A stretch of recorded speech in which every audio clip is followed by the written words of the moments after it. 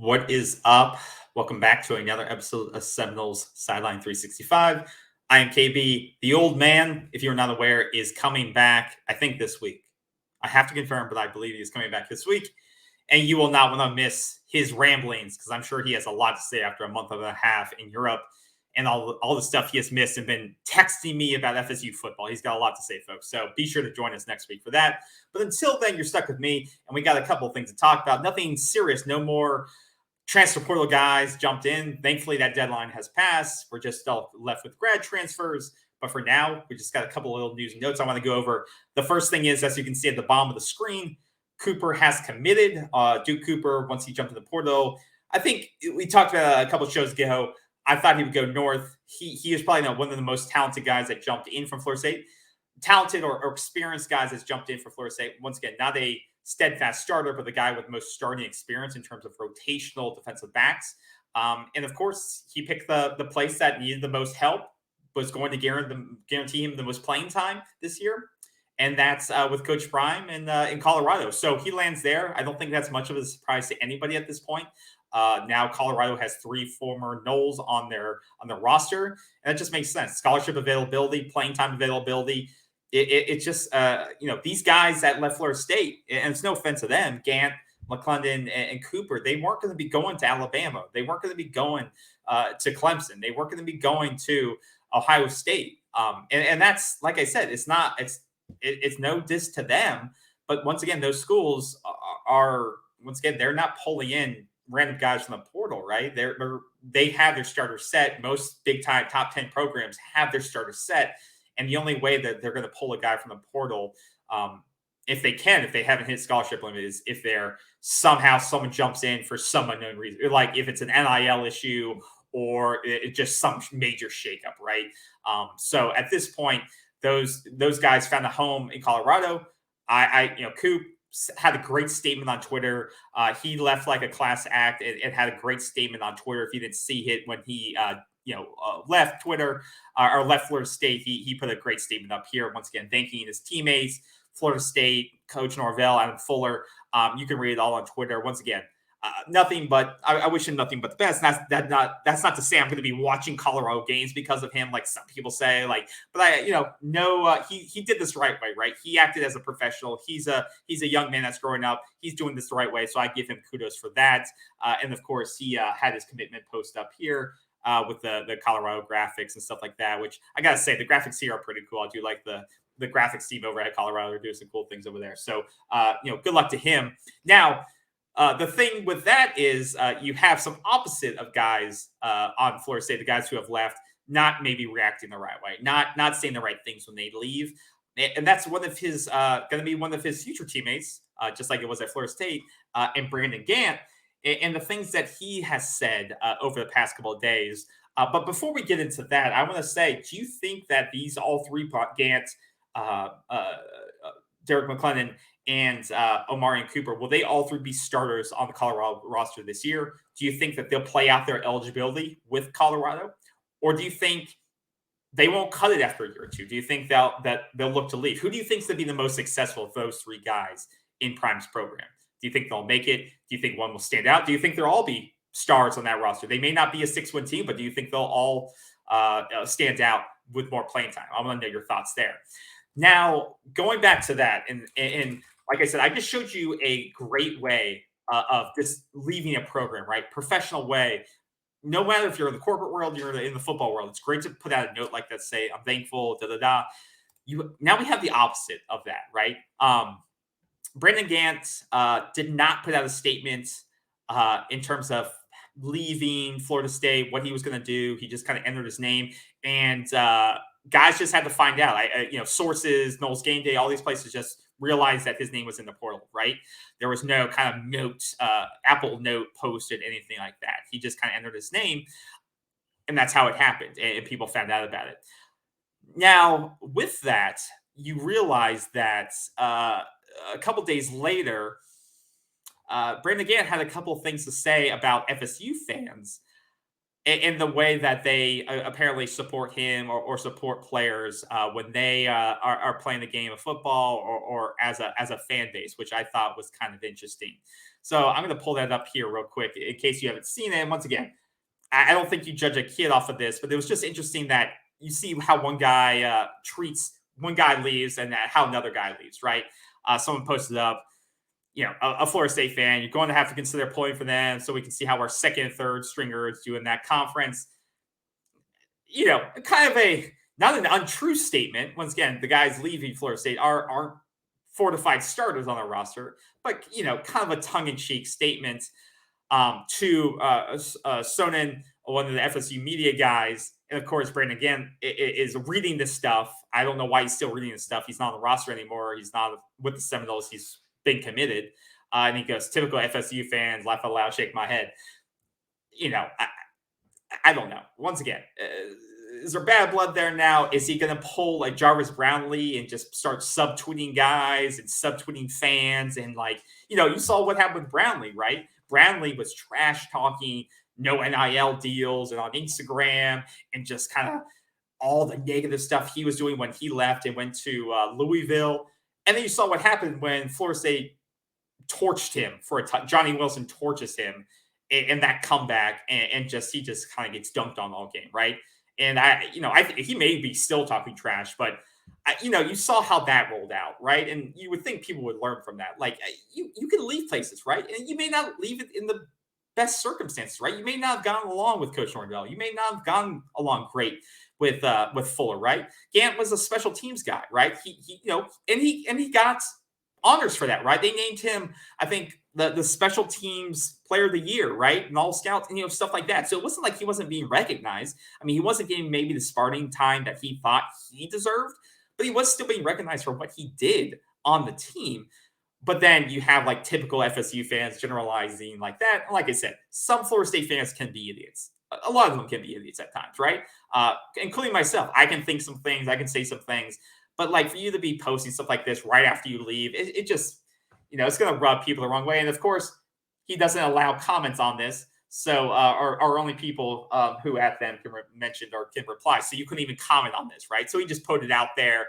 And a little bit was for attention, I think, to start some beef with Florida State and Colorado, stuff like that. So I thought, once again, I don't think it's that serious. It's not that something like where people should go and harass Brendan Gant. I think it's funny. I think it's kind of interesting because it's like what Jarvis Brownlee did last year. And then Florida State kind of made him be quiet when Johnny Wilson went up top on him a couple of times, right? So I thought you see the Omarion Cooper, the way he went out, posted a note, thanks to teammates, thanks to the staff, stuff like that. Norvell tweets that, says what a great young man he is, and he said the opposite. Someone else doesn't do that. They don't post anything about it. Then they subtweet a fan who said something kind of dumb, and then he tweets about it and generalizes the fan base. So, Brennan, wish you well. I hope this doesn't snowball into something else. Hope you can focus on Colorado football going forward. Some other things to talk about Gant. And what he was saying about Florida State. P.K. Sam also had former. I'm not going to say great because I think we only remember P.K. for that catch against Florida, which will put you in the Hall of Fame for Florida State in terms of fans' memories when you make a big catch from Chris Ricks to win that game. How many years ago? The old man would know exactly the date of that game. I remember watching as a kid up in my room on Thanksgiving that throw from Chris Ricks, which was amazing. But PK Sam, almost the same week, had something to say about the program as well, which I thought was interesting.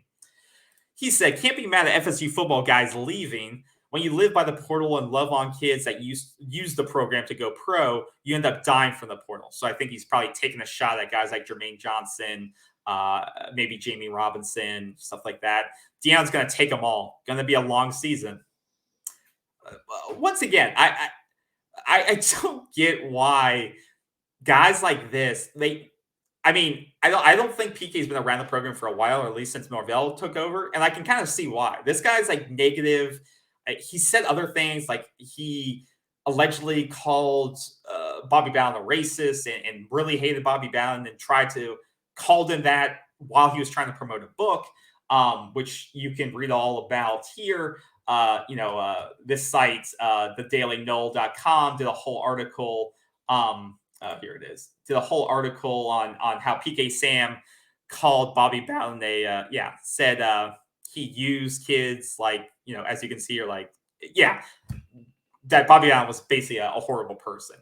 Now, so you can read about it more. This was in 2017, right, when PK was trying to launch a book, and they deleted all the tweets. So once again, PK has been known to say things out of pocket a little bit, but then he says this without knowing Mike Norvell. And does he not know the changing landscape of college football, of using the portal? Mike Norvell, and the funny thing is Mike Norvell inherited a garbage culture, right? A bad roster, a garbage culture, and he slowly brought in transfers. He hasn't done what Deion did. Deion's cut 75% of the roster. Why is PK Sam not seeing basically that he's calling out, like not seeing what he just said, right? Florida State has brought in transfers slowly and integrated them into the program. And it just so happens that the transfers are outperforming a lot of the guys that are high school recruits. Whose fault is that? That's the old staff's issue, that they brought in guys who couldn't compete with the transfers that Mike Norvell and staff have found and pulled out. Some of them under the radar guys like Johnny Wilson, and you could say guys like Trey Benson, and even guys like Jermaine Johnson who weren't getting playing time, and he brought them in, developed them, and there you go. Versus the high school guys that Willie Taggart and crew brought in. But then he's going to compare him to Deion. Deion's going to take them all. Deion just threw out 75% of his scholarship players that were on the staff. So how can you say Deion's in the right and Norvell's in the wrong, and players are going to leave? I mean, it's not like Norvell did that his first year. Would you have been happier if he just overhauled and did the same thing and he cut 75% of his kids and just started over from scratch? He gave kids a chance to compete for their spots, and then slowly has overhauled the positions that needed it most and let people compete. So once again, this is a guy just complaining to complain. I think he's probably bitter that he's not a part of the player comeback, the alumni comeback, and of players being integrated back into programs and activities, stuff like that.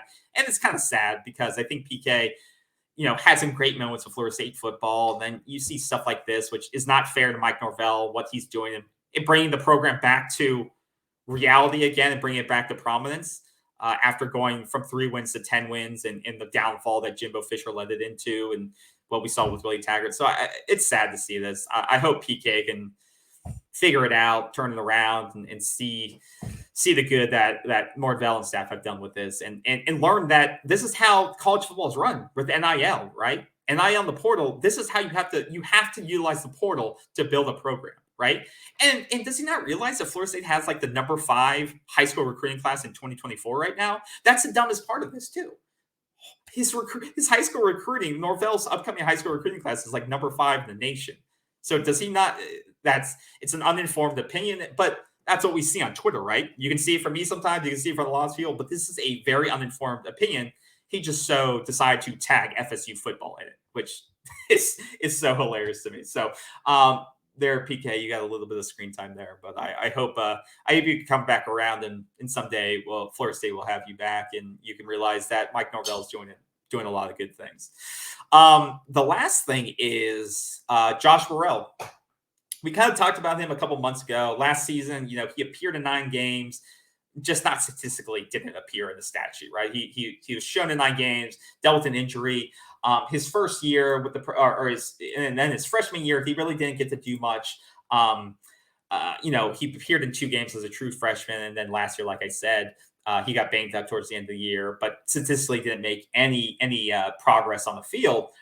But he switched between running back and wide receiver because he came in as an athlete, and then there were some injuries that banged up the running back room at times, and they had him switch back and forth. But he switched back his number. It's leaning some to say maybe we're going to see him stick to one position. Maybe he'll stick to receiver based on a couple of guys, Micah Pittman leaving there and you losing some depth in that position. And is this his time to break out, right? I would love to see if this is his time to compete within that receiver room.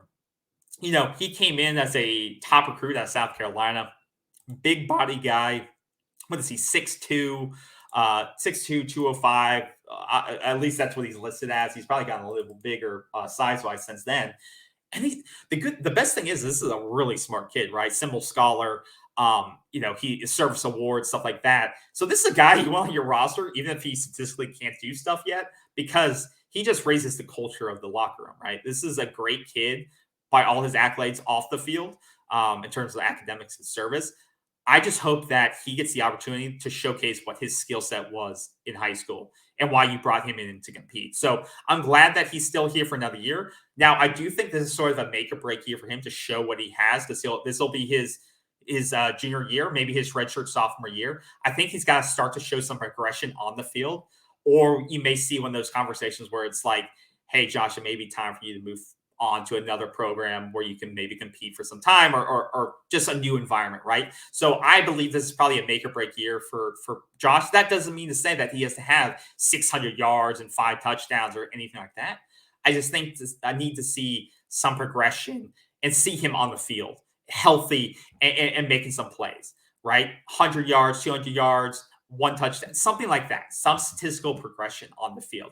But let me know what you guys think. Do you think this is Josh's year to show up on the stat sheet? Do you think he needs to do that? Or do you think he gets one more year to develop, be healthy, learn the playbook, get some reps in on the scout teams and stuff like that? And then next year is his year. But I love to hear your thoughts on that. But it's good that you have a guy like this for depth. And this is what we're talking about. Guys that can provide depth and that have kind of a ceiling, a floor of talent. And that's something that we hope that, well, this is something that we need to bring into the DB room, right? We lost depth in the DB room, and we need to bring back in via the grad transfer portal. So hopefully we get this kid from UAB. We'll keep you updated as things progress on that end. But yeah, that's the updates for now. Let us know in the comments what you think about the 3 transfers going to Colorado. Who do you think is going to stand out the most in their first year there? Gant, McLendon, or Cooper? What do you think of Gant's comments versus Cooper's? What do you think of PK's comments out of everybody's? I just think they're wild. And then, do you think this is Josh Burrell's make or break year? I'd love to hear your comments. So have a great day, everyone. We'll speak soon, and take care. Stay safe.